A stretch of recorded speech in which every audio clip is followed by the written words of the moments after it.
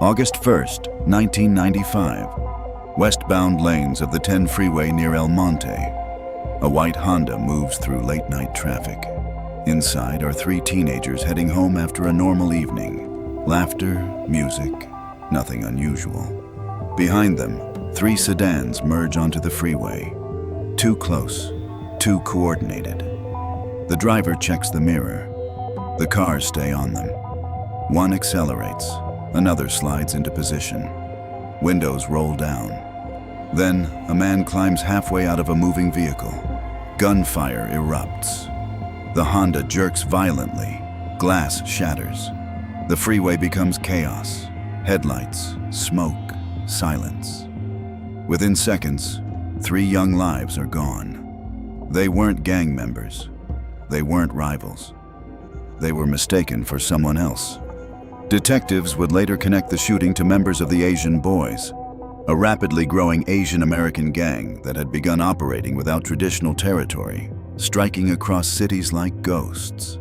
And investigators believed one name sat at the center of the violence: Marvin Mercado, known on the street as Shy Boy. But the freeway execution was not the beginning. It was the peak of something far larger. Because months earlier, a strategy had quietly taken shape. A campaign designed to force an entire city to recognize a gang that felt ignored. What the public didn't know was that Los Angeles was entering what authorities would later describe as a coordinated wave of violence. One that blurred the line between gang warfare and calculated terror. To understand how that night happened, you have to go back, not to childhood, but to the environment that allowed a new kind of gang to emerge. And how a different kind of gang was born. During the late 1980s and early 1990s, Southern California saw the rise of multi-ethnic Asian street gangs formed by immigrant communities navigating poverty, displacement, and street hostility. Many early groups began as protection networks. But over time, some evolved into organized criminal crews. Among them was the Asian Boys.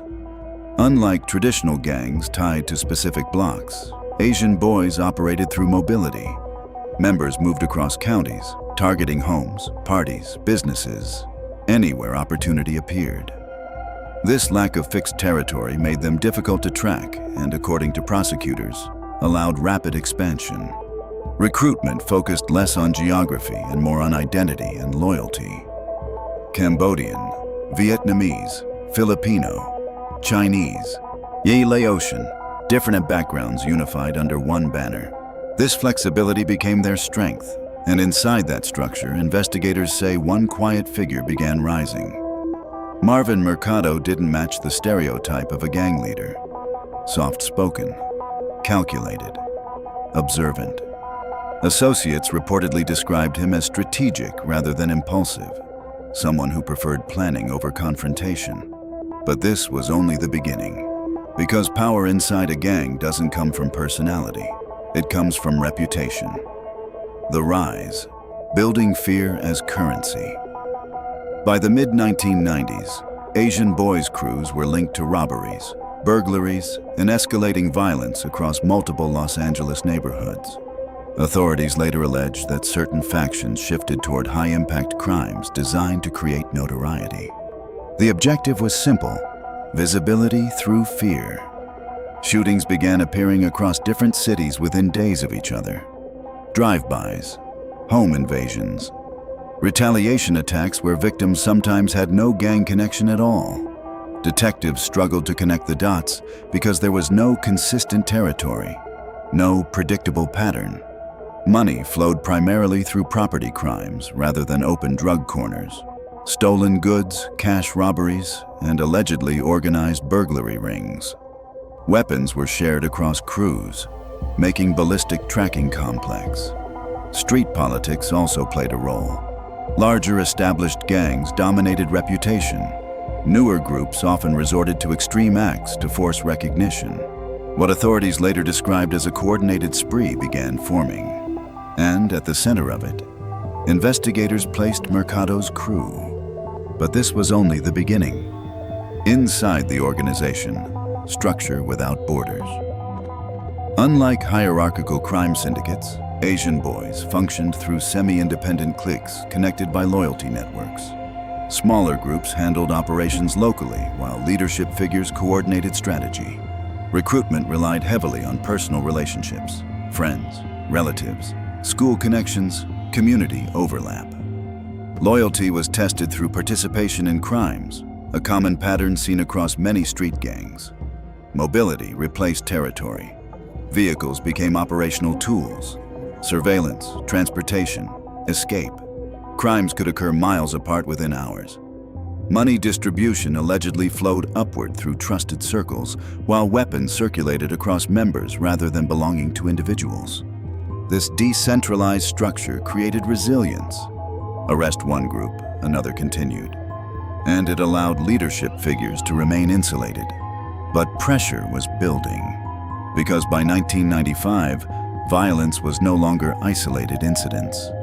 It was a pattern. The turning point, the summer of violence. Authorities would later describe 1995 as a defining period. Multiple shootings and attacks occurred within months, some targeting rivals, others involving mistaken identity or opportunistic violence. Families were left with questions that had no answers. Investigators believed the spree was intended to build reputation, a psychological tactic common in gang conflicts where fear acts as deterrence. The freeway murders became the most visible symbol of that strategy. But behind the scenes, something else was happening. Detectives were connecting cases, and once patterns emerge, time becomes the enemy of those committing the crimes. What authorities discovered next changed the investigation entirely. Law enforcement closes. A specialized task force began tracking members across jurisdictions. Surveillance, informants, and cooperation between agencies slowly revealed connections between separate incidents. Witness testimony became critical and dangerous. Some individuals allegedly involved agreed to cooperate in exchange for reduced charges or immunity. In gang investigations, this often triggers intimidation attempts, escalating the stakes far beyond the courtroom. Arrests followed. Networks began collapsing. But when authorities moved toward the suspected leadership figures, they were gone. Marvin Mercado and his brother had disappeared. No, not into another city, into another country. The escape, reinventing life in Manila. By the late 1990s, investigators believed the brothers had fled to the Philippines, leveraging family connections and financial support. There, Mercado allegedly adopted a new identity, entered business circles, and integrated into affluent communities in Manila. On paper, he was no longer a fugitive. He was a professional. This period highlights a recurring reality in transnational crime. Distance creates time, and time reshapes perception. As years pass, urgency fades. Witnesses relocate. Evidence ages. But some cases never close. Behind the scenes, U.S. authorities continued tracking leads, building documentation required for international arrest and extradition. For more than a decade, two timelines existed, one of normal life and one of unfinished justice. Eventually, they collided. The raid, when the past returns. In 2007, coordinated efforts between U.S. agencies and Philippine authorities led to arrests inside a luxury residence. Identification relied on biometric evidence, fingerprints and photographs linking the new identity to old records. The arrest ended 12 years of evasion. Extradition battles followed, a common process in international cases where legal teams challenged transfer. But the outcome was inevitable.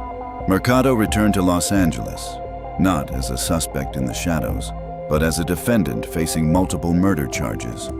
And the trial would reopen wounds that families had carried for over a decade. The trial, witnesses, fear, and accountability court proceedings revealed the scale of the alleged crimes. Multiple murders, attempted murders, and gang enhancements tied to coordinated activity. Witness testimony became the backbone of the case. Some had participated in crimes, others had survived attacks. Their credibility was challenged, a typical defense strategy in gang prosecutions. But prosecutors focused on patterns. movement, coordination, shared weapons, communication between members. The contrast presented to jurors was stark. Victims' families living with loss while the accused had lived freely abroad.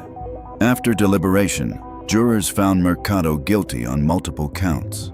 The sentence, consecutive life terms without parole, ensured he would spend the remainder of his life in prison. Years later, related cases involving other members produced additional convictions, significantly weakening the network's violent capacity. But dismantling leadership does not erase an organization. It transforms it. Aftermath. The legacy of mobility gangs, the Asian boys, did not disappear. Like many decentralized groups, activity shifted from overt violence toward narcotics distribution, fraud, and smaller organized crime operations across different states. Law enforcement agencies continue periodic arrests tied to evolving activities, showing how street organizations adapt rather than vanish. The Mercado case became a reference point for investigators studying mobile gang structures, groups without territory, operating through networks rather than neighborhoods. It also highlighted the difficulty of international fugitives integrating into legitimate societies while unresolved crimes remain. For victims' families, the outcome brought legal closure, but not emotional resolution. Because justice answers who, it rarely answers why. If this story stayed with you, make sure you subscribe and turn on notifications so you don't miss the next investigation. Drop your thoughts in the comments. Cases like this raise questions that never fully disappear.